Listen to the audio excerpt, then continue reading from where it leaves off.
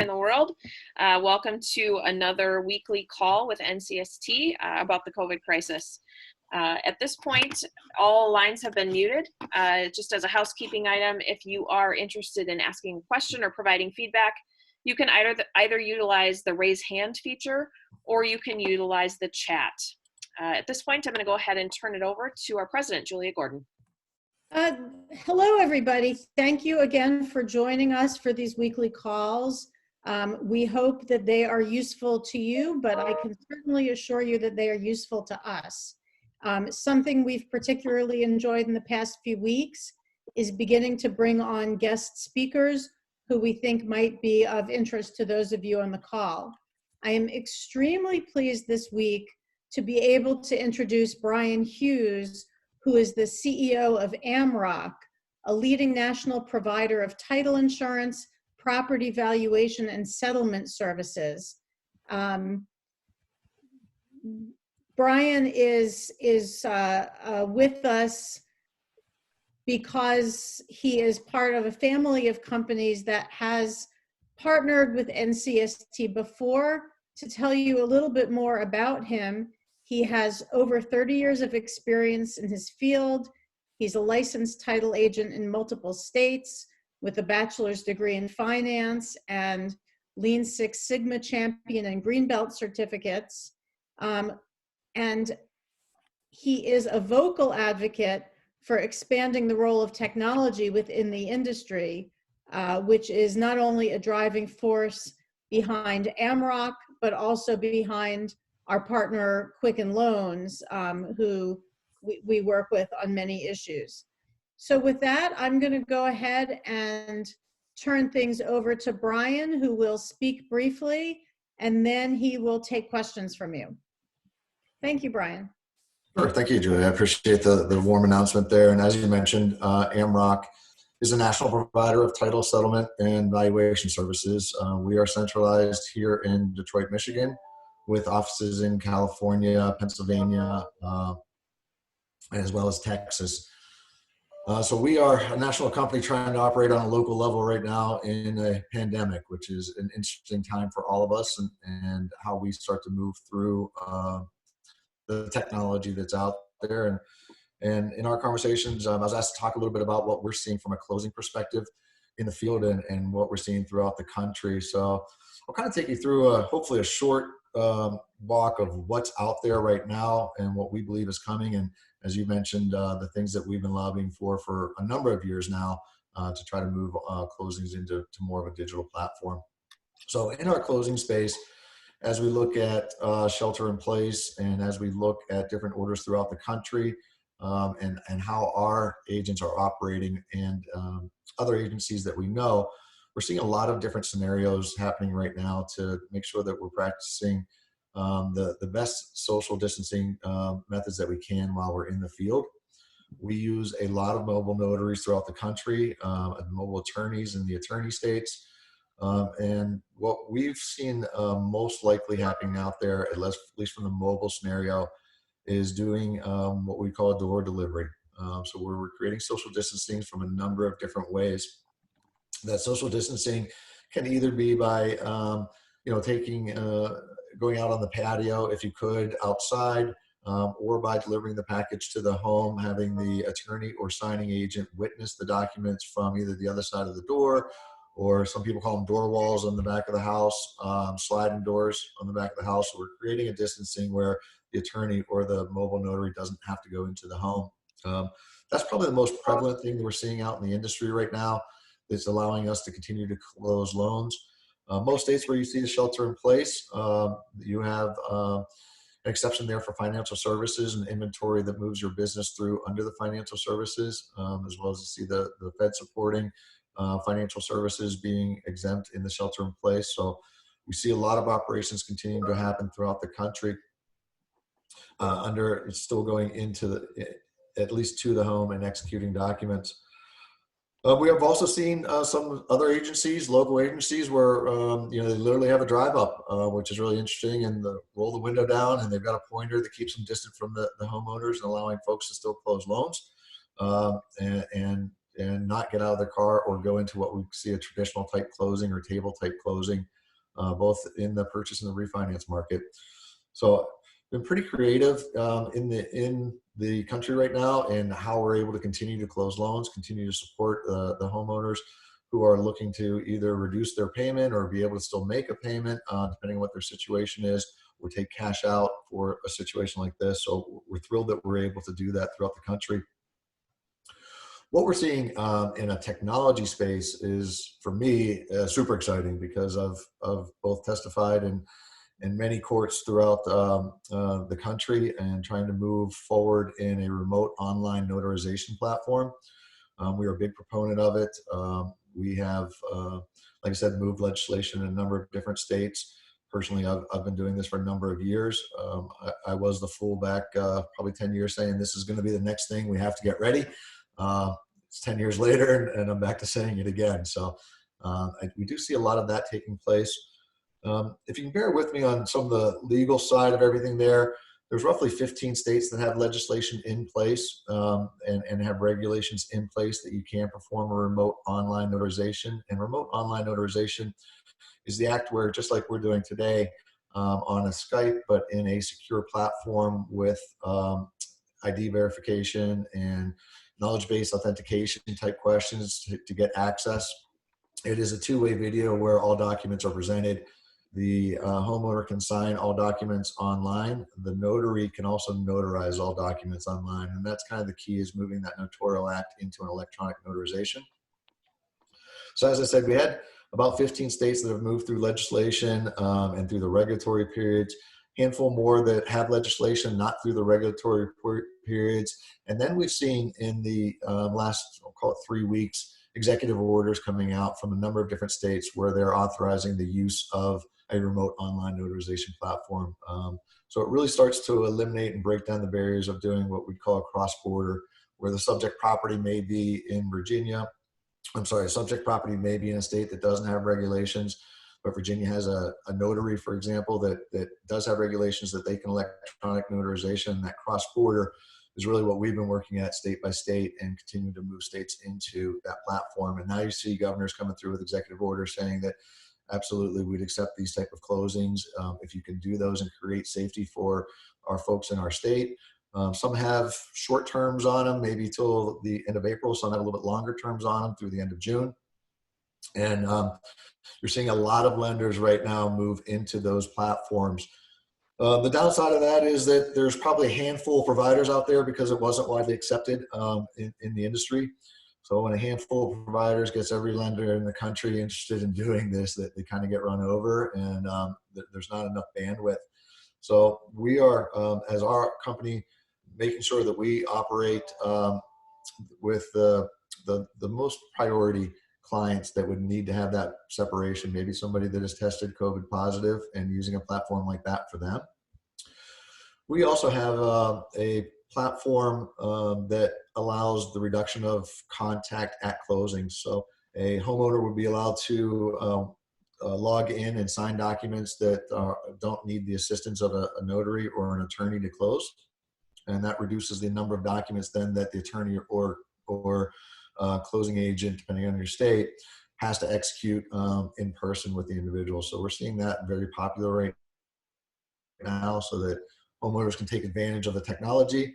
A lot of our clients are working with lenders that they've either applied online, or they're interacting with their lender the entire time online. So they're very comfortable going into a closing scenario. I will say, because you mentioned I've been in the industry for 30 years, we always thought folks like us would be the folks that didn't use those type of platforms, or folks like myself. What we found is that, interesting enough, I'll say older generation, since I'm talking about myself, is very interested in doing that, because they're very comfortable with the loan profile. They're very comfortable with the loan, and excited to be able to not disrupt their day and be able to log in and take the action electronically. So we're seeing really those two platforms, whether it's a full remote online notarization with the electronic notarization, or it's a partial notarization, partial e-sign, and then the attorney or signing agent needs to just execute a handful of docs. So it's allowed us to continue to provide service to our clients. Myself, I'm actually purchasing a property on Friday, and we'll be doing electronic closings so that we can stay here in our home and not have to have the traditional table closing where we'd have gatherings together. As I mentioned, we're in Detroit, Michigan. Detroit's been hit very hard by the virus. There are a lot of restrictions in our state as to the shelter in place and number of people that can get together, and restrictions as to how many people can be in closings. Pennsylvania, another one, very aggressive last week in what they're looking at on traditional table closings and purchase transactions. Vermont as well, and a few others throughout the country. So really, for us being able to take the technology that we've been working for all these years and start to apply it on a national basis as we see different levels of engagement, whether it's through a governor's executive order or not, is fantastic. I hesitate to say what will look like in 6 months or 12 months and how long those platforms will stay, but I think a lot of lenders are recognizing the benefit and what that platform and experience does for not only their consumer, but potentially the efficiencies it creates for their platform. So we will see on the other side, what percentage of our loans going through the country are going to become more in a RON platform or more of a digital platform to execute those documents. You always have the recording issue throughout the country, who can e-record and whether you could drop that to paper and be able to record in a non-e-record country. For us in tracking that with a few of our e-recording partners, we see about 80% of the mortgages that happen are in e-recording areas. So we know that we've got a large swath of homeowners that are absolutely capable of doing that and have no issue in e-recording in the counties that they live in. Let's stop for a moment there on e-closings. I see a chat coming in, so I'm trying to pick that up as well. I don't use Zoom as much as I do Microsoft Teams right now, so bear with me. Brian, I've got it for you. The question is from Illinois. They know that the governor has an emergency order signed for remote online notarization. Do you know if it's been utilized there? Yeah, across the border, I don't know. What we're watching is often what the e-notes that are coming into Fannie and Freddie. I just want to pull my sheet up because we're tracking all states here. So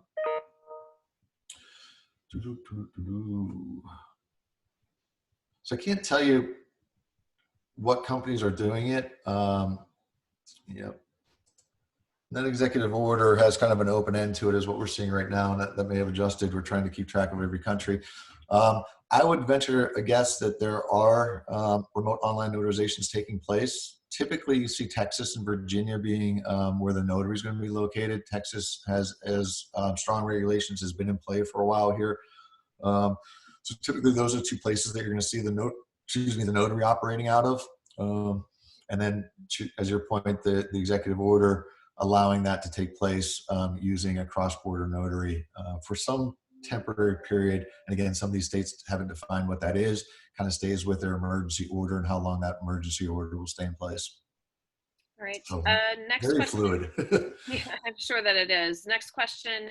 In situations where one party or another on the owner-buyer side is not able to attend the closing due to work schedule, how are you seeing that handled? Are you seeing virtual closing and notary being used in that instance? Yeah, where you can, absolutely. That split closing where they may be in different parts of the country or that may not be able to attend at one place. Depending on the type of platform that you're using, it could be both partial electronic and partial wet sign. It's the same as we would have done it in I'll call it the old days, all 5 weeks ago. But it could have been the same as what we had done before, where we would have a split closing. Someone signs, in our case, we always require signing prior to the closing date and then the second signature on the closing date.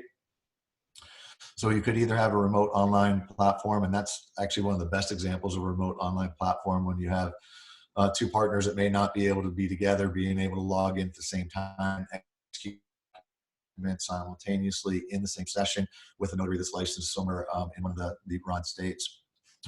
So absolutely, we're seeing those transactions go through, and that's a great example of something that we pull out and say, hey, look, this is a great example of where we want to use a remote online notarization.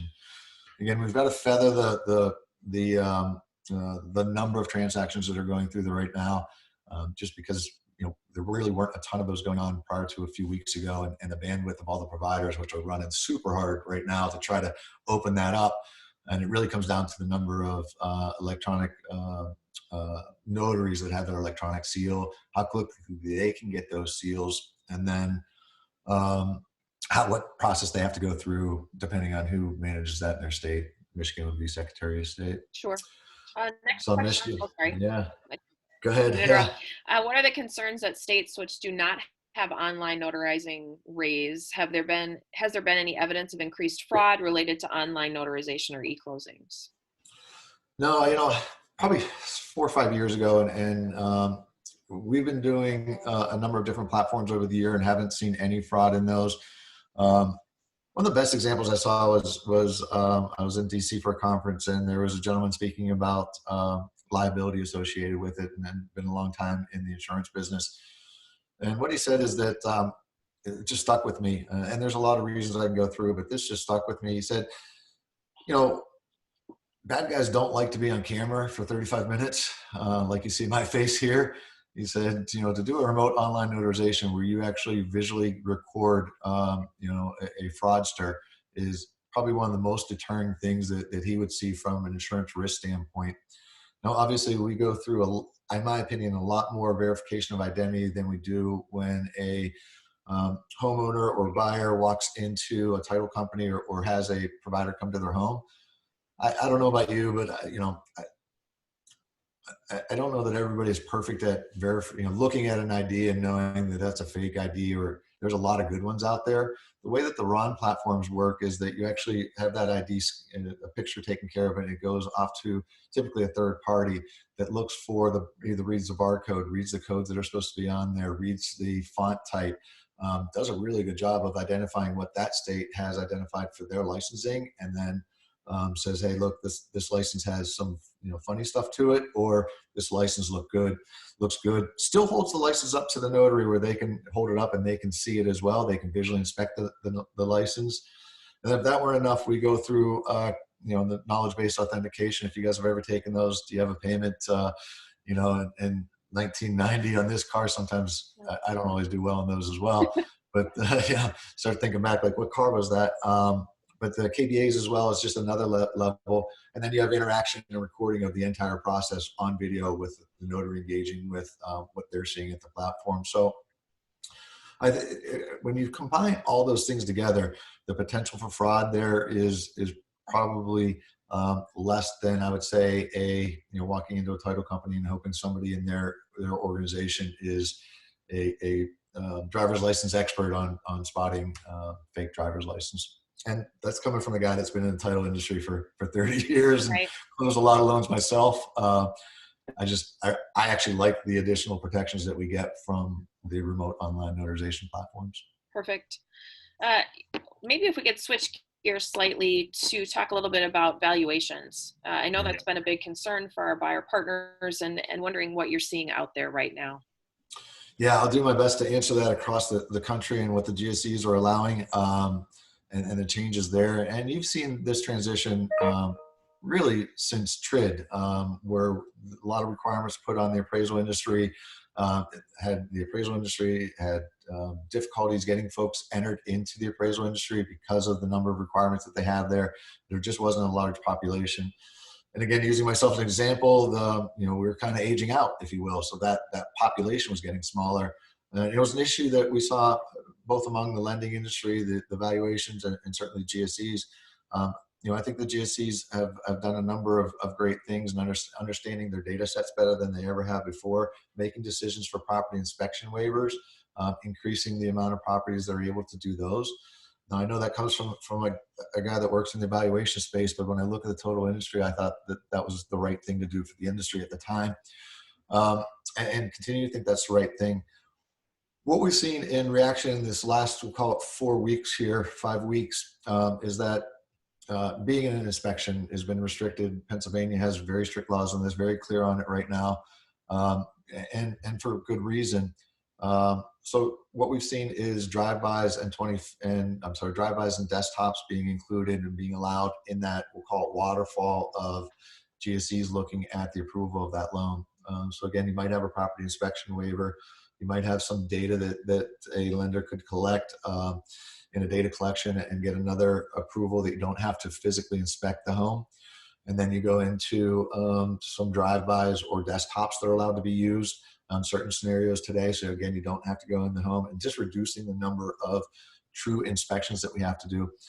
I will tell you, to my surprise, and maybe I'm a worst case planner, a scenario planner, as I looked at everything that was happening and as we saw all of these things happening, the panels that we operate both in signing agents and appraisers, took safety extremely, put that at the top of both the consumer and their safety.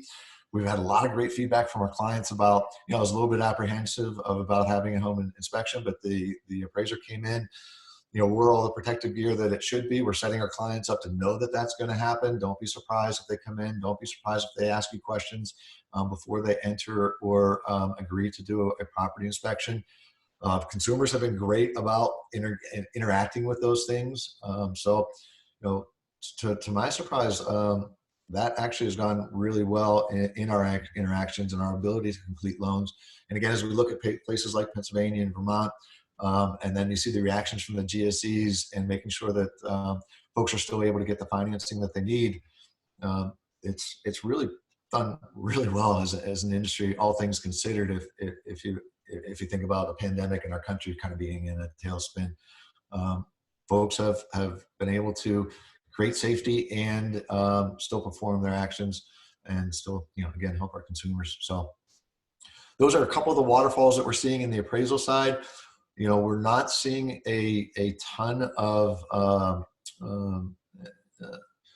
areas where the consumer is uncomfortable or an appraiser is uncomfortable. And if either are uncomfortable, we certainly would want to sit back and wait for that loan to mature in the right way.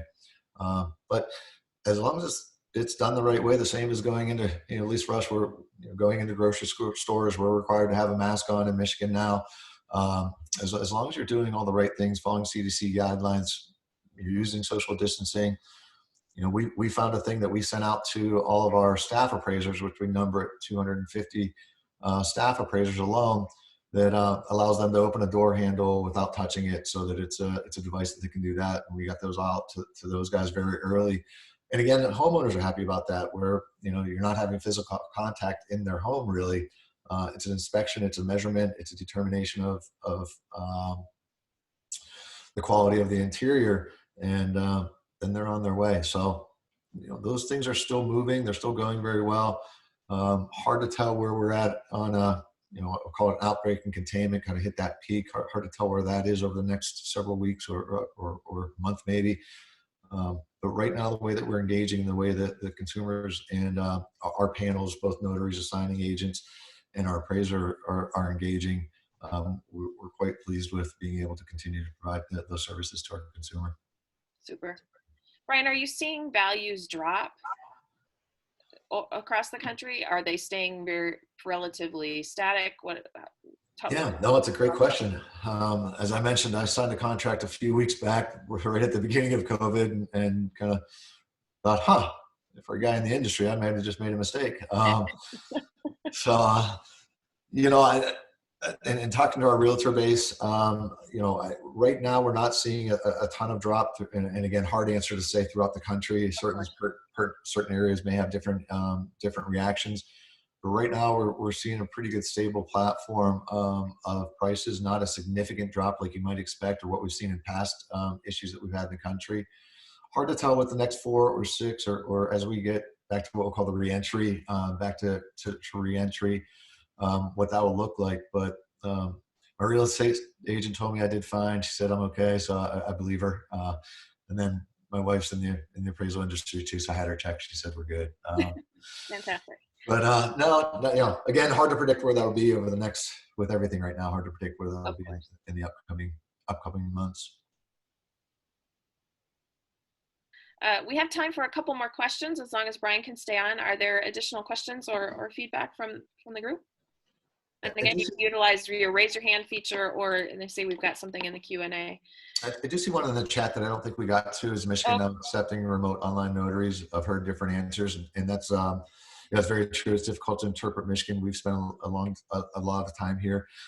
Where Michigan's having their trouble is with the Register of Deeds. And it's really in the non-e-recording Register of Deeds that they don't want to paper out and accept electronic notarization. There's a lot of regulatory that you could argue in there.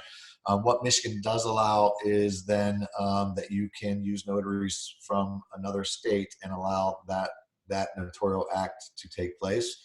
And we are focused solely on the e-recording counties, which again, that's the majority of where the volume's going through. So in our e-recording counties, our non-e-recording counties, we're not offering a remote online notarization. Secretary of State and those offices have been closed. We're working with a few folks that, as many of the counties right now are closed, but they have limited team members or employees in the county, working with our Secretary of State to get notaries to be allowed to have their e-notarization seal. In our state, Michigan, you have to register with who you'd be closing with. So you can't perform a remote online notarization. Because there is regulatory here, you can actually use a Michigan notary to close in another state because they are legal to do that. Where we have the biggest concern here in Michigan is just in the non-e-recording counties and how they will interpret or record electronically signed documents that they don't have an e-recording. Wonderful. Next question regarding title companies. Are you seeing limitations on wire transfers when there's more than one property being closed? From the agents we're working with, well, let's back up. Wire fraud is a huge problem in our industry in general. Let's put aside the last 4 weeks. Wire fraud is absolutely rampant in our industry. We are, in my opinion, looking at other industries pretty far behind, and there's a reason why they attack our industry, because we don't always use the best communication between all the parties included in a purchase transaction, meaning the email isn't always secured. With that being said, we produce a lot of closings per month. We do, a lot of wire transfers, and done the right way, there's no reason you shouldn't be. I hesitate to answer for every title company out there in the country. I think they're probably reacting more as they should to ensure that they've got the right protections against wire fraud.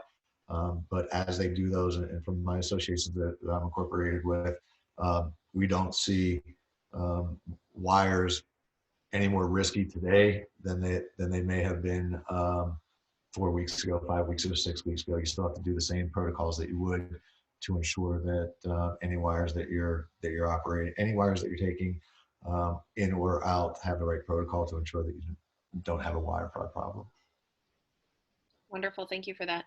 Yeah. I don't see any additional questions right now, and want to be respectful of your time. So thank you so much for your participation. Julia, I'll turn it back over to you.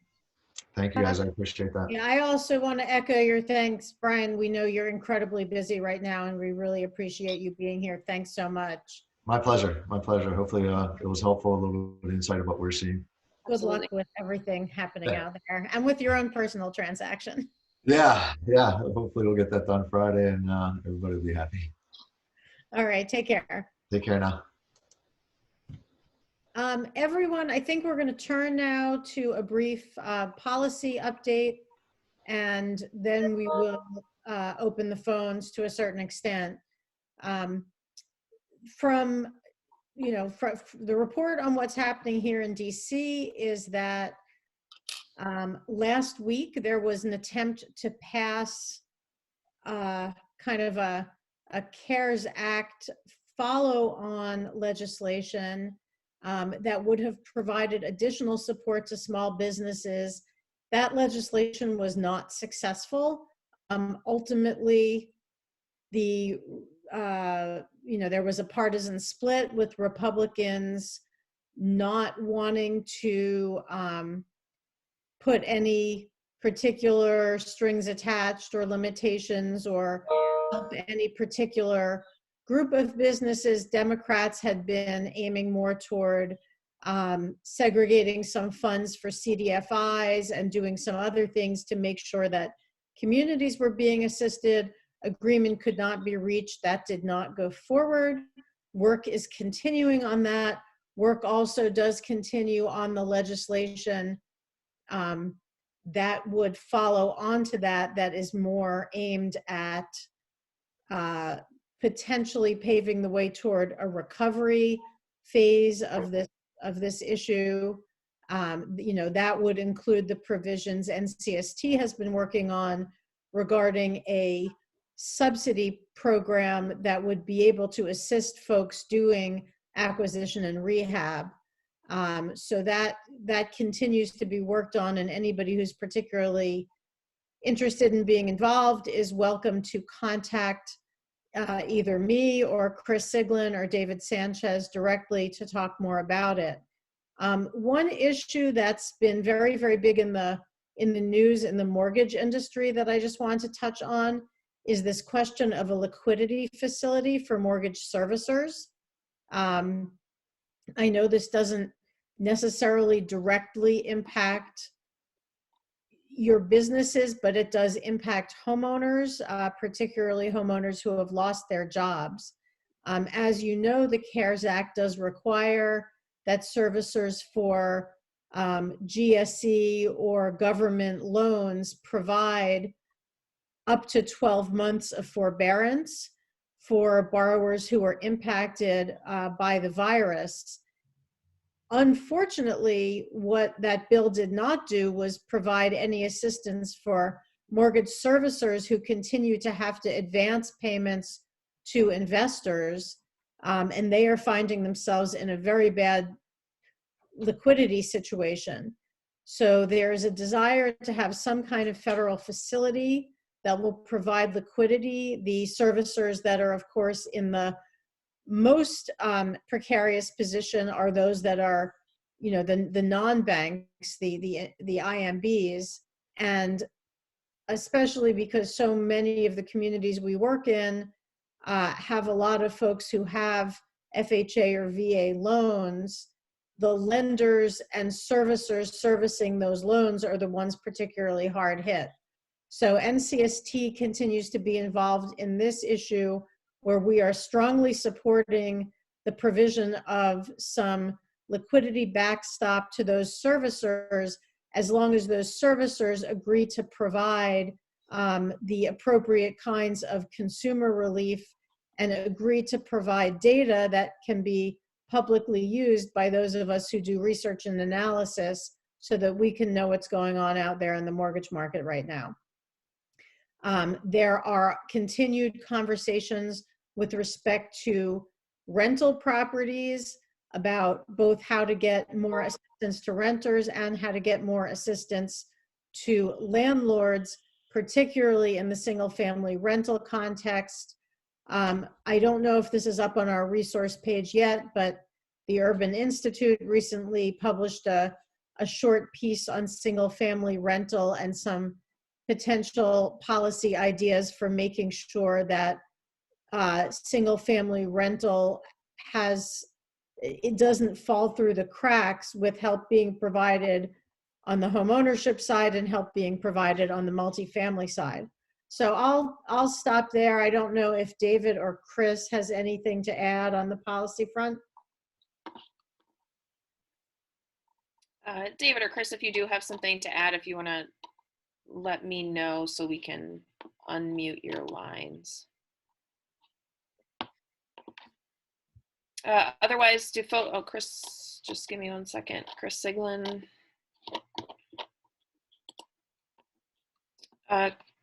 Chris, you may need to unmute your line. Hi, everybody. No, that I just want to chime in that was a great summary, and please be in touch if you're interested in more detail. Happy to discuss. Thank you, Chris. Any questions for Julia or the policy team?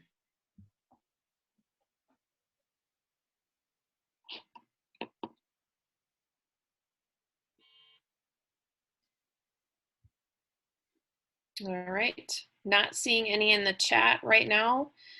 We can certainly come back to anything policy related as we move through the call. At this point, I think we'll move on to news from the field. So certainly talking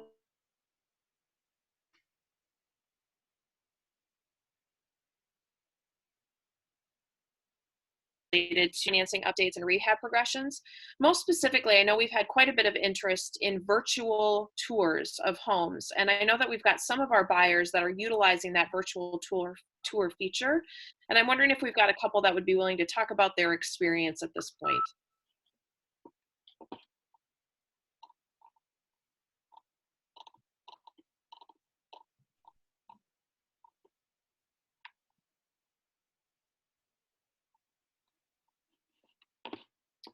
Not seeing any hands raised.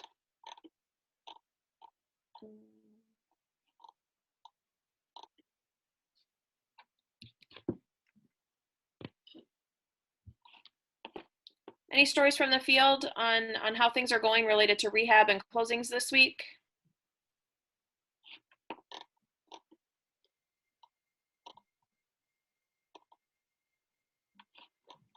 Got somebody here.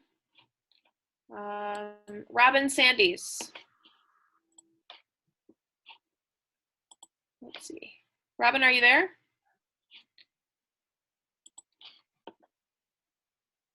Robin, you may need to unmute your line on your side. Not muted. Oh, there you are. Okay. The main issue that we've been having is municipalities closing down and then holding up our permitting process so that we can continue with our rehab. We finally got through to one municipality after 3 weeks of trying, so things are going kind of slow. And Robin, but we're continuing. Remind me where you are. Chicago area. Wonderful. Suburbs. Okay. Thank you for that. Sure. Stephanie Quick.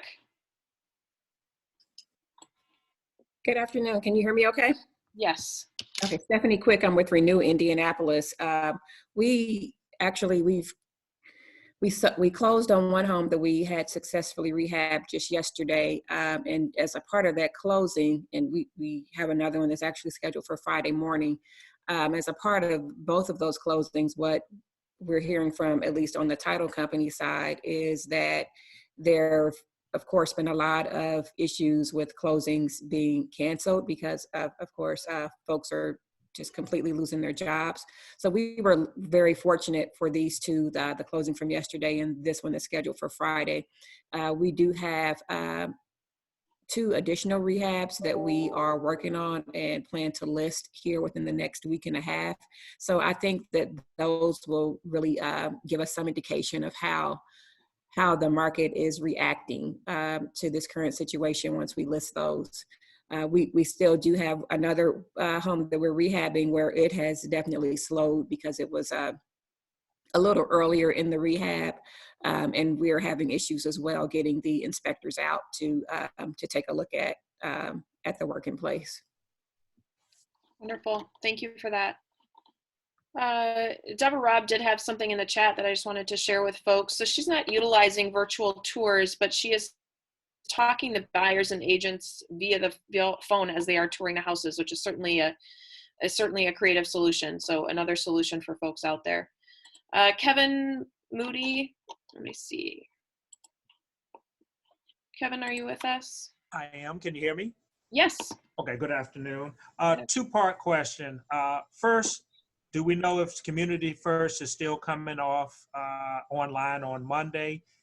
And secondly, has anyone else experienced the problems with their lender indicating that if properties do not close by the end of this month, they may require a second appraisal due to the implication that property values are going down?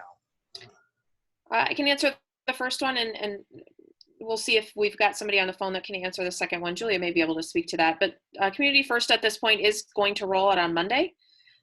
We did speak with Fannie Mae yesterday. If you have individual concerns, we would encourage you to reach out to them directly to talk about the timing of that Community First rollout. But yes, it is planning to roll out for phase 3 on Monday, the 20th. Julie, any thoughts or feedback on the valuation piece?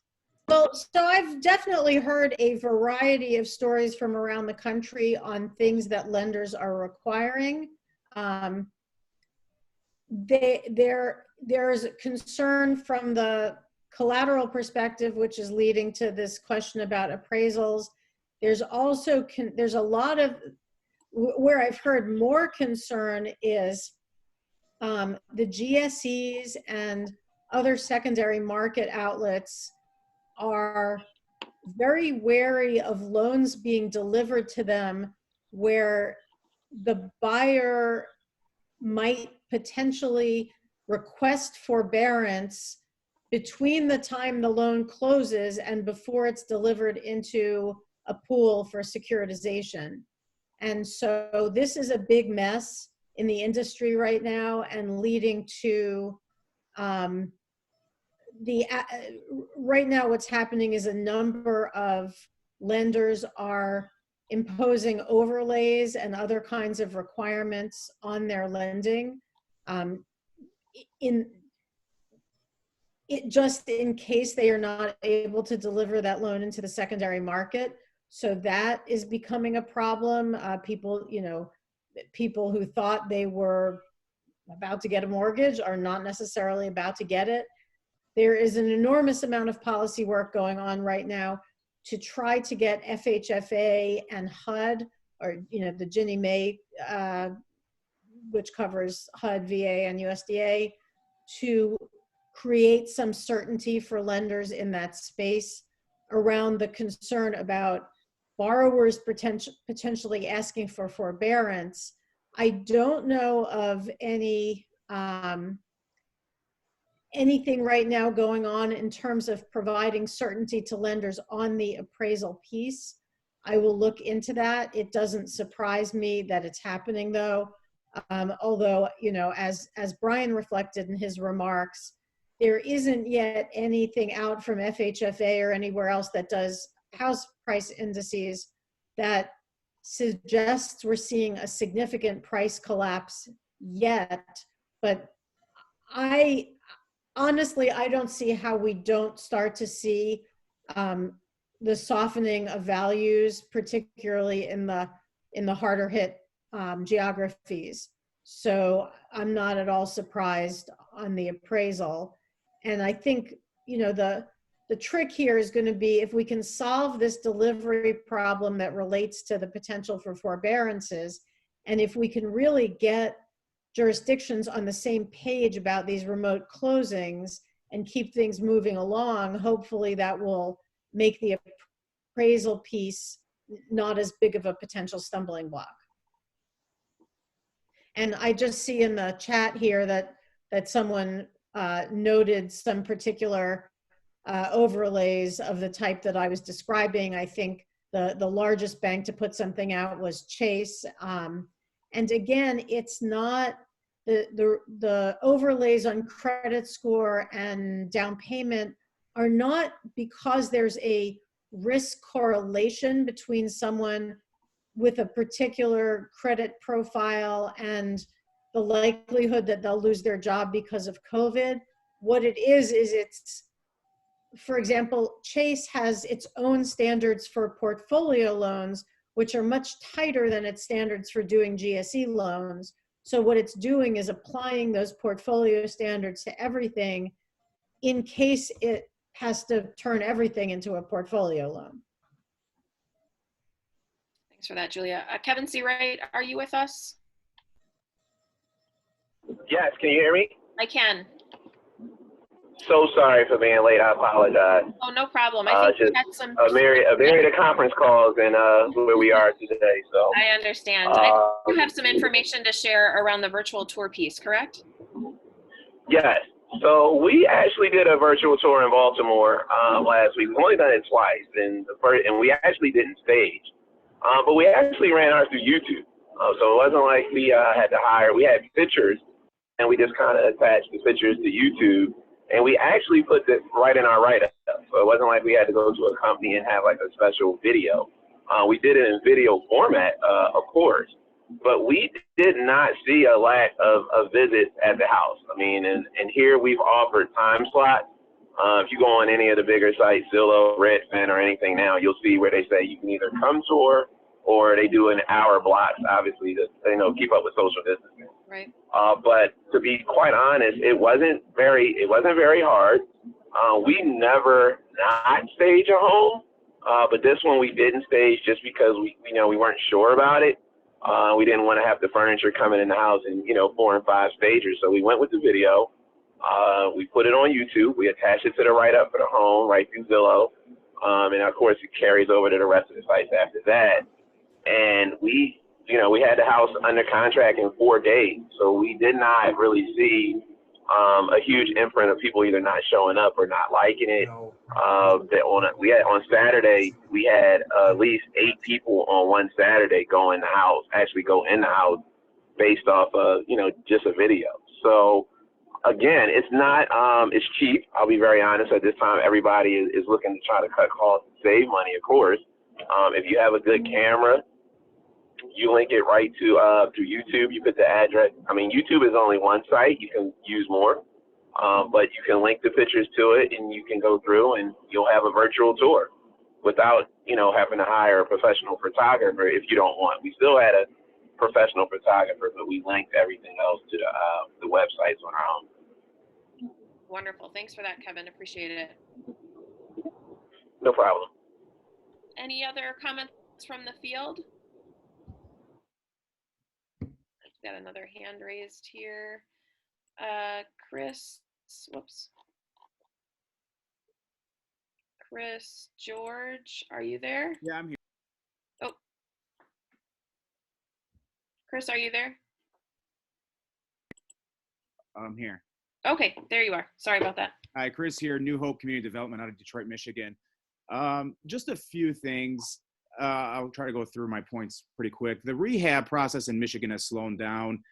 Our governor has added additional restrictions, such as adding paint and flooring as one of the things that are non-essential in the big box stores.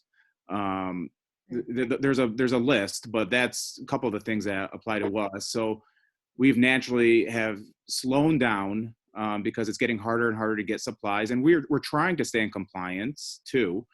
But naturally, we've just slowed down on that. So every week that goes by, more restrictions are being added. So it's getting a little tougher. Every week we have these calls, there's always something new that we're facing.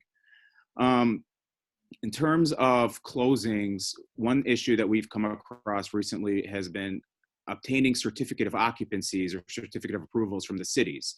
Now, I know there's these remote closings and that's becoming accommodating, but the cities more or less are still trying to put things in place to make this possible for us. For example, one city says, okay, if the owner can't get a CFO, the buyer can come sign an as is and, agreeing to still close, and we'll go back and make the repairs and whatnot, but the city is closed to sign that as is.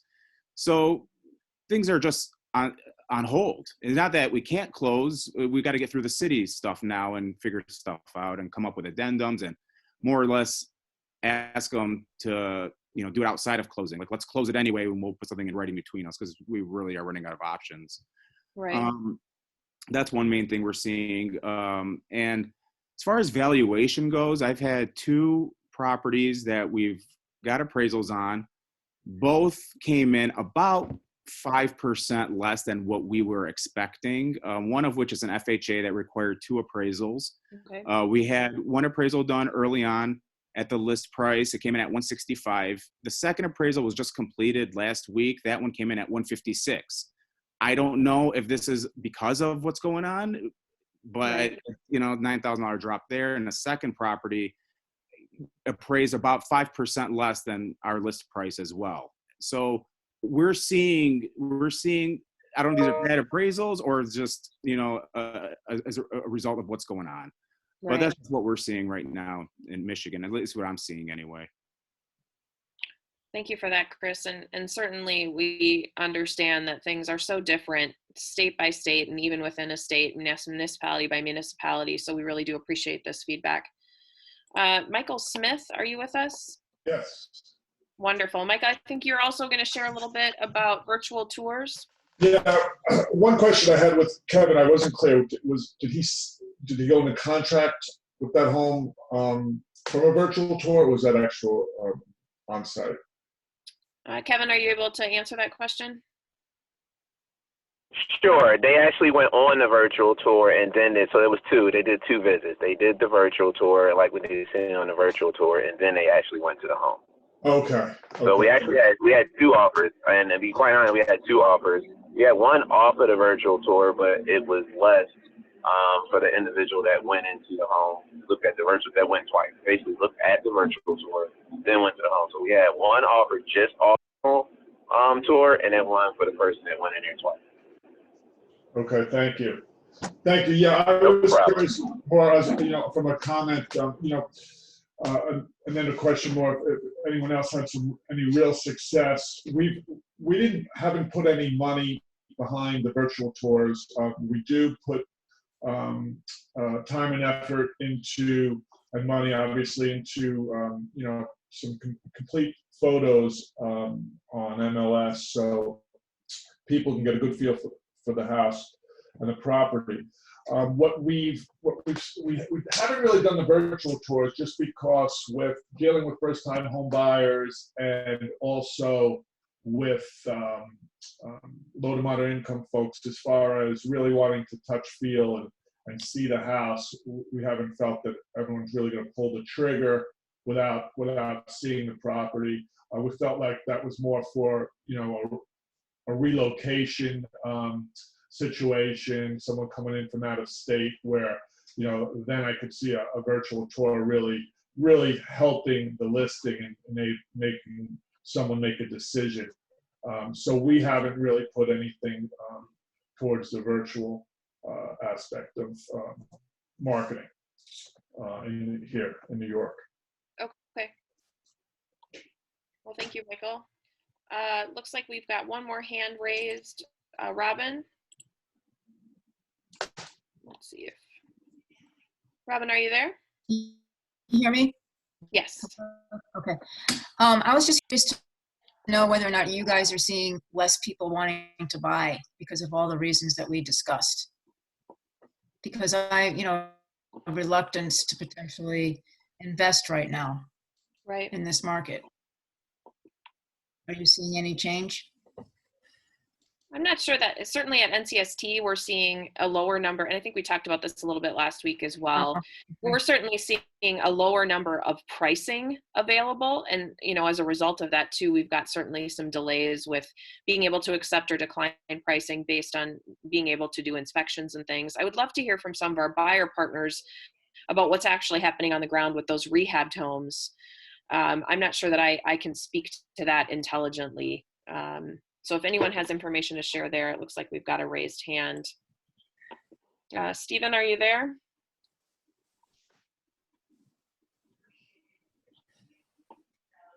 Stephen Torcell?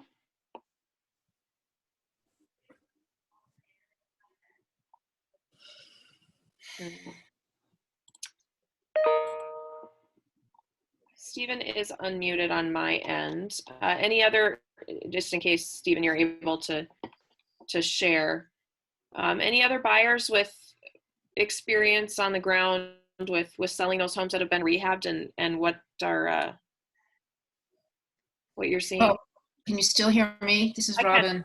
Yep. Okay. Well, yeah, I mean, we had a home, we had like 3 offers on it, and the first offer pulled out, the second offer, and the other 2 would not commit.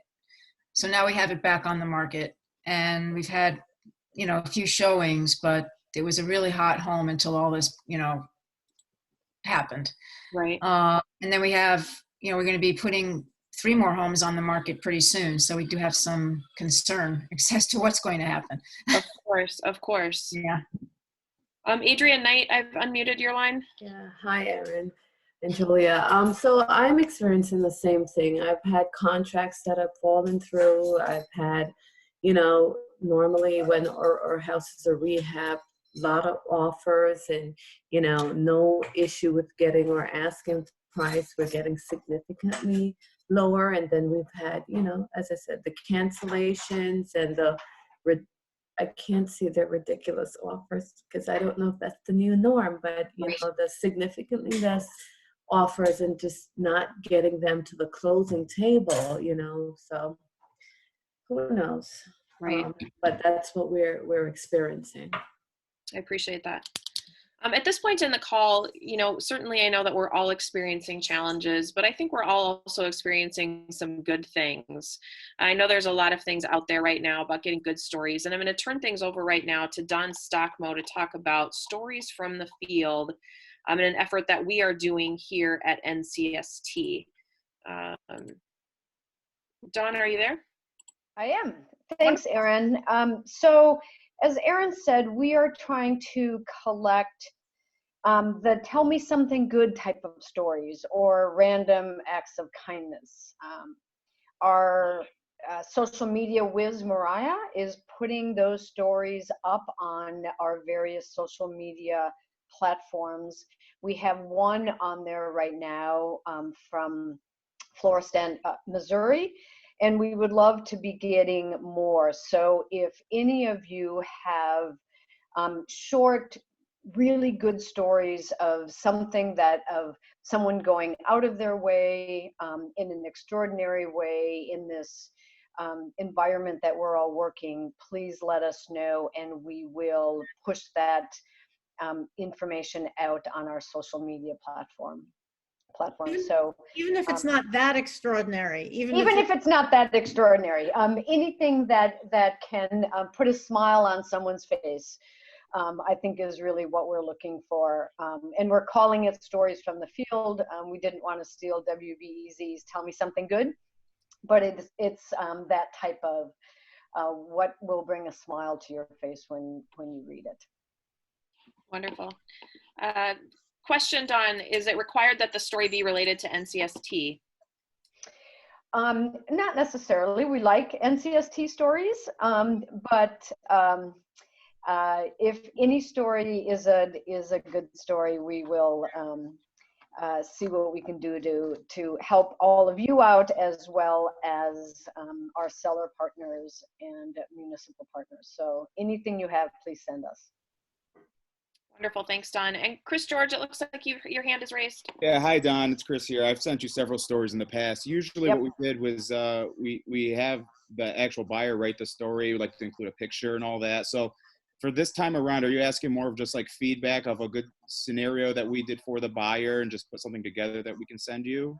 Yeah, just a 2-sentence, here's the situation. So the good stories, we do have a formal process of putting together a good story, before and after picture, things from about the homeowner, and we will continue to do those, and we will continue to post those on our website as well.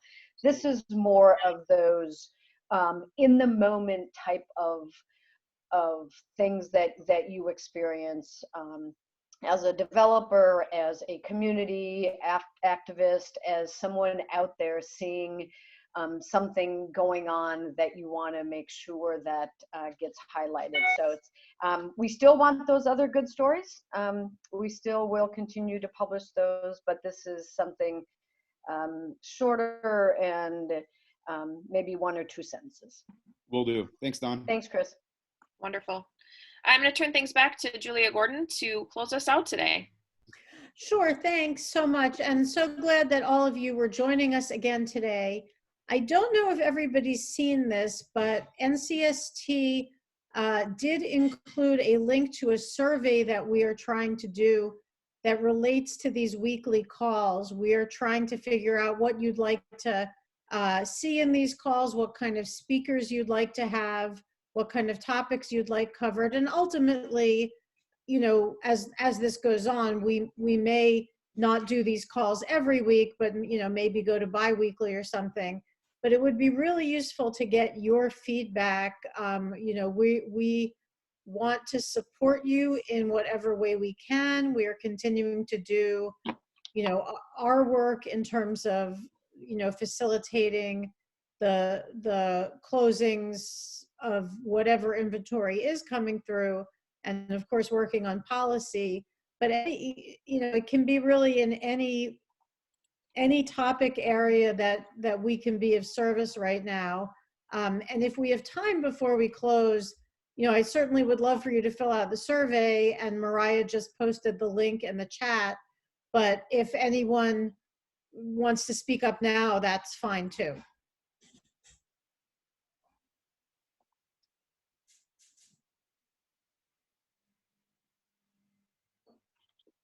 Not All seeing right, well, anything, Julia. okay, well, so I hope folks can go to the link to the survey. It's a SurveyMonkey survey. It will take you less than 5 minutes, possibly less than 3 minutes. So if you can go right after this and do it, that would be great.